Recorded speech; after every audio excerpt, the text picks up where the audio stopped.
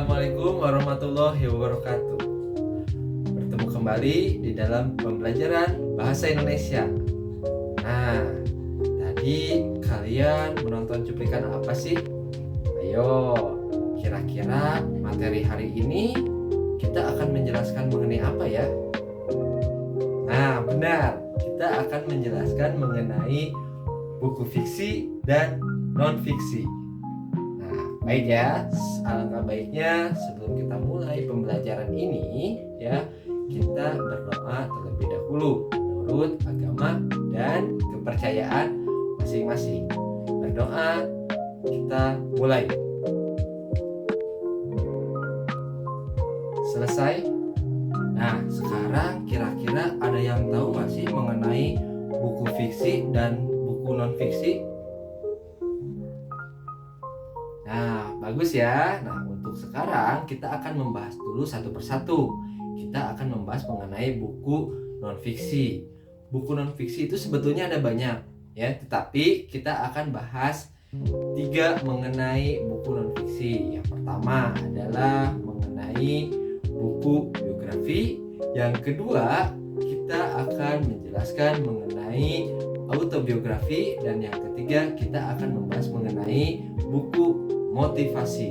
Nah, untuk penjelasannya ada di sini ya. Oke. Nah, yang pertama kita akan menjelaskan mengenai buku biografi.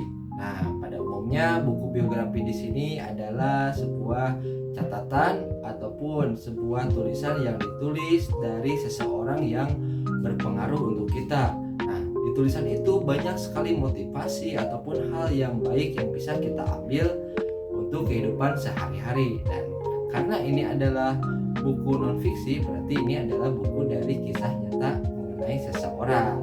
Nah, salah satunya adalah banyak sekali buku yang mungkin bisa kita teladani dan diambil hikmahnya.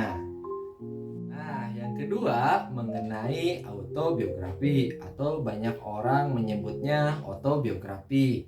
Nah, autobiografi di sini menjelaskan mengenai suatu tulisan yang ditulis oleh orangnya secara langsung. Salah satunya ada pengarang yaitu Chairil Tanjung. Nah, di sini Chairil Tanjung di sini menuliskan kisahnya dari nol sampai dia sudah sukses. Nah, itu adalah salah satunya. Berbeda dengan tadi mengenai buku biografi. Nah, kalau misalnya buku biografi di sana adalah seorang penulisnya menuliskan cerita tentang seseorang, sedangkan autobiografi yaitu penulisan seseorangnya secara langsung. Jadi dia yang menulisnya secara langsung mengenai kisah hidupnya, seperti itu ya. Nah, yang ketiga mengenai buku motivasi. Nah, di sini biasanya ada nggak sih dari kalian yang mungkin banyak yang galau, ataupun dari kalian yang terus ingin semangat ya, ataupun hal-hal yang lain yang mungkin bisa kalian lakukan secara positif. Nah, buku ini sebetulnya banyak sekali ya. Kalau misalnya apalagi sekarang sudah eranya internet atau modernisasi, itu kan kita sudah banyak sekali buku-buku motivasi yang mungkin kita dapatkan. Nah, salah satunya di situ ada banyak sekali ya buku motivasi. Misalnya kalau kita malas nih untuk belajar, di sana ada tata caranya. Ataupun kita malas untuk melakukan aktivitas, di sana ada tata caranya. Dan itu bukan sekedar dari contohnya saja, tetapi hal yang baik agar kita lakukan itu agar menjadi manfaat untuk diri kita dan khususnya untuk orang lain.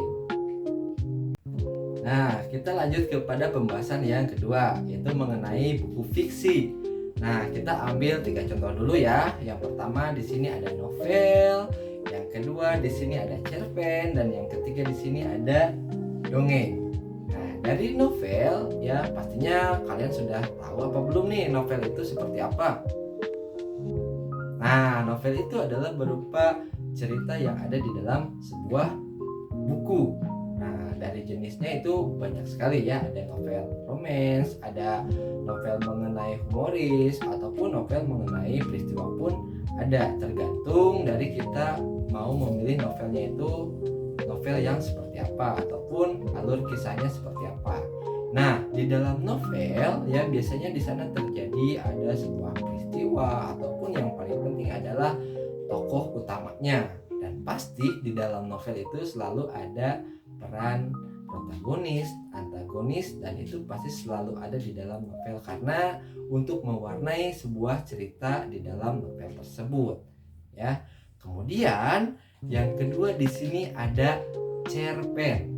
Nah, sebetulnya cerpen juga hampir sama dengan novel, tetapi biasanya cerpen ada beberapa cerita yang mungkin dikatakan sekali duduk.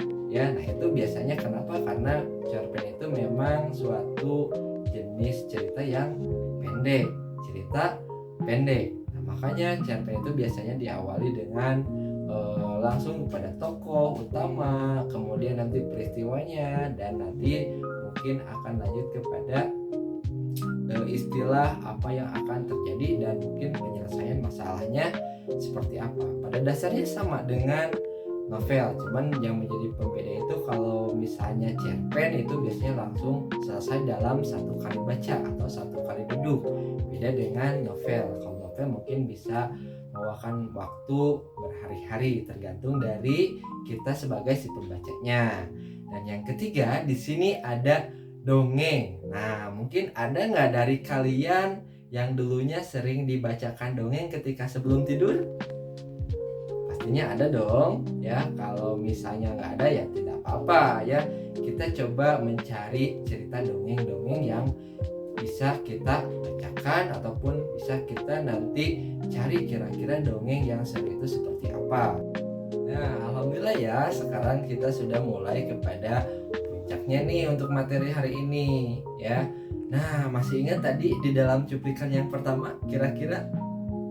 Nah, benar ya. Nah, meskipun itu adalah suatu film fiksi ya, tetapi itu bisa digambarkan dengan cerita fiksi. Kayak seperti itu. Jadi meskipun itu bukan bacaan atau seperti apa, itu masih masuk kepada cerita fiksi. Dan mungkin nanti kita bisa lanjut kepada penulisan di dalam cerita fiksi seperti apa, ataupun langsung mengenai cerita non fiksi tersebut seperti apa ya. Jadi nanti ada yang bisa kita tuliskan sebagai ceritanya, dan ada yang kita bisa buatkan lanjut kepada video atau filmnya, contohnya seperti itu. Jadi pada dasarnya yang namanya cerita fiksi itu bisa dikatakan oleh kita yaitu cerita imajinatif yang tidak nyata ya. Kalau misalnya cerita non fiksi, nah mungkin itu cerita yang mungkin berdasarkan dari kisah nyata. Sebelum kita mengakhiri video pembelajaran kali ini, kalian bisa lihat sebelah sini ada apa? Benar ya, ada barcode. Nah, barcode di sini bisa kalian scan, kemudian di sisinya itu ada kuis mengenai buku fiksi dan non fiksi. Soal-soalnya sangatlah mudah kok. Kalian pasti bisa mengerjakannya sampai nilai 100. Nah, ya sampai sini mungkin video pembelajarannya akan kita sudahi, dan mungkin kita tutup dengan doa. Wassalamualaikum warahmatullahi wabarakatuh. Terima kasih untuk semuanya. Dadah.